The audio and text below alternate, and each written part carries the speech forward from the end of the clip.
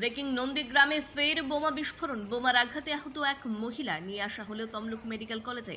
এলাকায় মোতায়েন বিশাল পুলিশ বাহিনী। নন্দীগ্রামের কালীচরণপুরে গ্রাম পঞ্চায়েত এলাকার পশ্চিম 7 নম্বর জলপাই গ্রামে বাড়ির পেছনে রাখা জ্বালানি জিনিসপত্র সরাতে গিয়ে লুকিয়ে রাখা বোমা ফেটে আহত নিহারি দাস অধিকারী নামের এক মধ্যবয়স্কা মহিলা। এলাকাবাসীর দাবি, আজ সকালে তিনি যখন তার বাড়ির পেছনে বাথরুমের পাশে কাঠের জ্বালানি সরাচ্ছিলেন, ঠিক সেই সময় জ্বালানির ভেতরে রাখা বোমা বিস্ফোরণ ঘটে।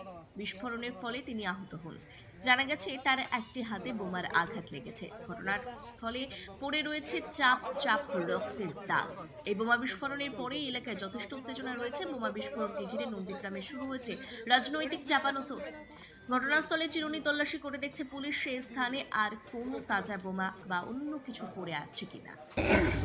ভদ্রমহিলা তার বাবার বাড়িতে থাকেন, ওনার বাবার বাড়িতে থাকেন, উনি একাই থাকেন। পাশে বাথরুম ছিল, বাথরুমের পাশে জঙ্গল হয়ে আছে, জঙ্গলটা পরিষ্কার করার জন্য উনি গিয়েছিলেন। সেখানে দেখেন একটা দড়ি পুল্লার মতো একটা অংশ পড়ে আছে। তা উনি ভেবেছেন ওটা ঝোট বা দড়ি, সেটাকে সংগ্রহ করতে গিয়ে যখন হাতে নেয় তখনই ওটা বাস্ট হয়। তারপর ওখানে তার পাশাপাশি তার নিজের দাদা থাকে, সেই দাদা তাকে উদ্ধার করে। ব্যুরো রিপোর্ট, সঠিক বার্তা।